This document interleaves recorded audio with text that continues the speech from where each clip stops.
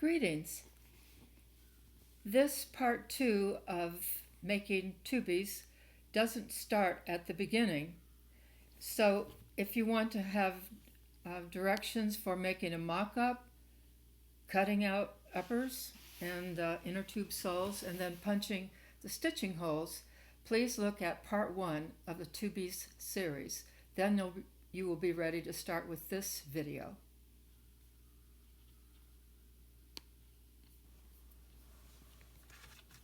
I have cut out my upper using this pattern. I've cut this T shape out, and then I've folded those edges over to make a channel for a cord to go through. And as you can see, I use staples to hold it in place. I like using staples with leather or even fabric. Things just don't move that much once they're stapled. So I'm going to punch stitching slits along here. You can use a round punch or a slit punch like this. I like slits. And I also like to work with a chunk of wood underneath. If you have some firewood, you can use this. You get a good solid hit with this. And I drew a line here with a little ruler and a awl, so that I know where to position my punch. So I'll continue punching along this edge and the other one.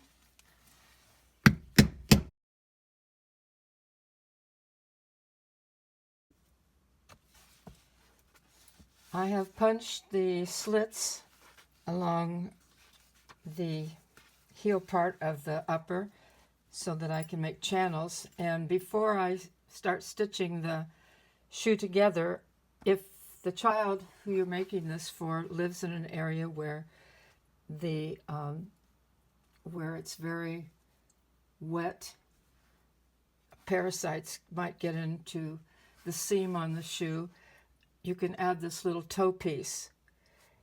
And so now I'm going to make the stitch holes or slits along here and sew that using the 2-needle running stitch. And if you have some of these things around the house, you can use them for making the slits. This is a sewing machine screwdriver with you want about an 1/8 inch tip on it. The width of the tip.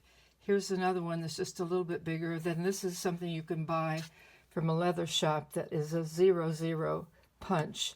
And all of these you would need a hammer to hit them with. Just move it along and punch those slits or holes out. Just for fun, I'm using some multicolored thread to stitch this seam right here. And I'm going to do the 2-needle running stitch, so I have one thread that's about 4 times this distance, the distance that I'm stitching, and I have a needle at each end. And so I will continue here. I'll go in that next slit with this needle, and then I'll pick up the other needle and come up through that same hole in the opposite direction. You also can just do a running stitch with one end of the thread and then fill in the spaces with the other end of the thread.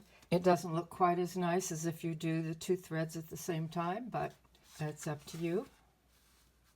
I'm continuing with the 2-needle running stitch. The thread on top goes through the next slit, and then the other one goes up through that same slit, but in the opposite direction, so you don't leave any spaces in between the stitches. And now the one that was on the bottom is now on the top. At the end here, I'll make a square knot and either zap the thread with a match and mash it to seal the ends, or I can run these ends under a couple of threads and then cut them off. So I decided to put a little tongue in here. So to do that, I kind of changed the shape from the one that was on the pattern, but I'm going to go along here. I have this 4-prong punch, and so I'll go along here. When I punch like that, then when I flip this over, then the slits will all match. In this little shoe with channels, I want to add a tongue right across this area. So I thought I would show you couching at the same time. That is, I'm going to need a cord to go through. I just wanted to give you a sense of this kind of multicolor thread. It's funny how in different places it looks like it's done with completely different threads. I want to have a cord that'll go through both channels and then tie in the back. And so I'm couching this cord in while I stitch the tongue to the upper. I evened out the lengths of thread, and I'm going to make a cross stitch. So I've already punched these slits, so I'll go over into the next pair. As I put a sewing needle on both ends of this thread. Now I'll take the other thread and go in the slot that that thread just went into, and see if I can come up across from it. Okay, looks like an X there. Let's tighten it all off. So I'll just go along here making these X's, and when I finish I'll have my tongue attached and my cord as well. When I get to the end of this row of X's, I'll make a knot with the two ends of the thread on the inside, and will then either burn the knot and mash it with a chisel or something similar, or make a knot and then bring the two threads under a few stitches and cut them off.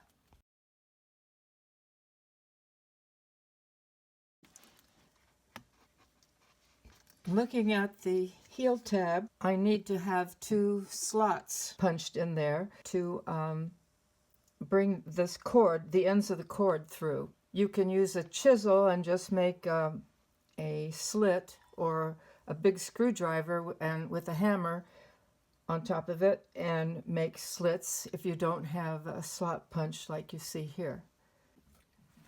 Here's the inside of the heel seam. I just made a knot down here and took the end of the thread under a few stitches, and then I took this thread that was hanging off of that knot and ran it under a few stitches and clipped it off. So now I'm ready to do the other heel seam. I have the heel tab stitched now, both the leather part and then the inner tube part, and I'm ready to stitch the channels closed. Before I do that, I've put a little tape very lightly on the cord so that it doesn't twist while I'm stitching. I'll be stitching the channel like this, and I want that cord to stay flat, and I want the outside to be the side that comes out of this slot in the back. So I've taped that in place, and now I'll start stitching this channel, and I'm going to go all the way around until I end up back at this point. I'm going to use a 2-needle running stitch, so that means about four times this distance is the length of thread that I will use. I'm at the final stage of stitching. I'll be stitching the upper to the sole. So I made a knot in the end of this thread, came up from the inside of the upper, went down straight across to make a bar, and now I'm making the diagonal, and I'll make another bar there.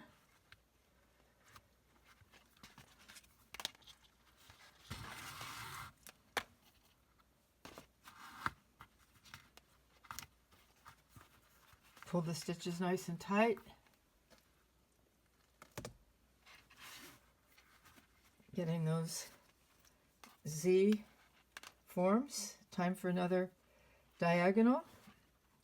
And I'll continue doing this around the shoe.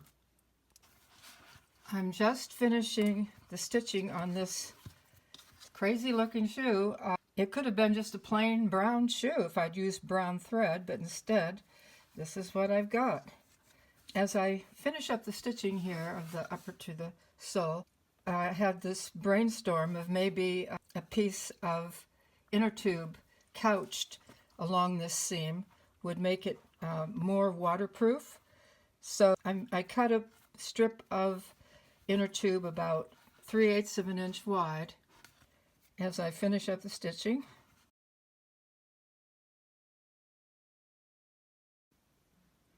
And here's the most complicated shoe on a last, and it seems to fit just right.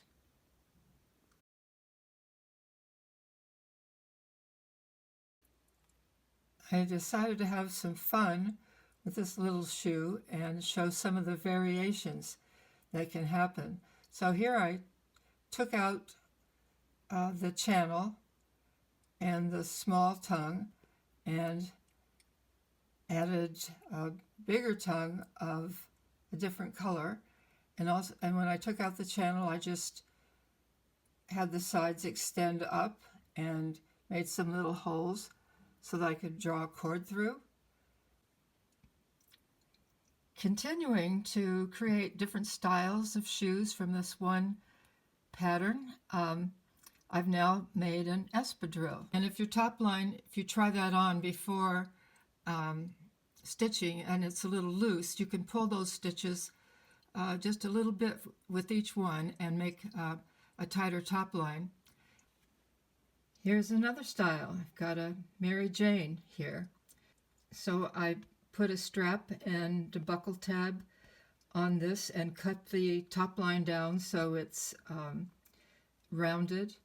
And if I'd known before I started that I was wanting to put a strap, I would have stitched the strap in as I was stitching the sole to the upper.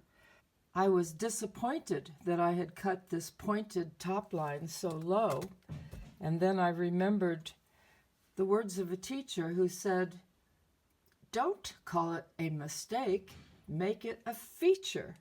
So now I have this feature on my little shoe, and I love it.